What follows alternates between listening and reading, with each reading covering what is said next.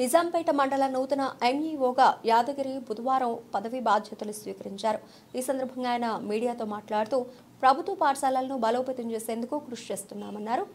ఎంఈఓగా నియమించినందుకు జిల్లా విద్యాధికారి రాధాకృష్ణన్కు తన తోటి కాంప్లెక్స్ ప్రధానోపాధ్యాయులకు కృతజ్ఞతలు తెలుపుతూ అందరికీ తోటి ప్రభుత్వ పాఠశాలల సమస్యలను పరిష్కరిస్తామని, పాఠశాలలోని విద్యార్థులకు మంచి విద్యాబోధన అందించేలా కృషి చేస్తామని, ప్రభుత్వ పాఠశాలల అభివృద్ధికి తోడ్పడతామన్నారు. ప్రభుత్వ పాఠశాలను బలోపేతం చేయడానికి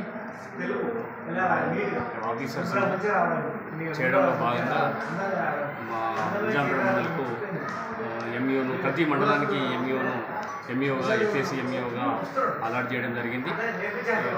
పాఠశాలల బలోపేతము, క్వాలిటీ ఎడ్యుకేషన్ ఇవ్వడానికి కోసము ప్రభుత్వం ప్రయత్నం చేస్తున్నది.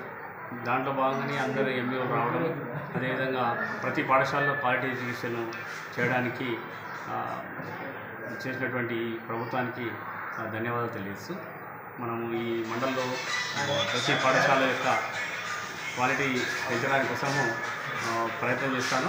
దీనికి సంబంధించినటువంటి మా డిఓ గారు కూడా క్వాలిటీ ఎడ్యుకేషన్ అంటే చాలా క్వాలిటీ ఎడ్యుకేషన్ మీద మనం దృష్టి పెట్టాల్సినటువంటి అవసరం ఉందని, అదేవిధంగా ఏఎంఓ గారు సురేశమూర్తి గారు మరియు మా అధికారులందరూ కూడా క్వాలిటీ ఎడ్యుకేషన్ పెంచాలనే ఉద్దేశంతో ఉన్నారు కనుక ప్రభుత్వం కూడా అదే చర్య తీసుకొని అందరి ఎంఈఓలను చేయడము, ఎంఈఓ బలోపేతం చేయడానికి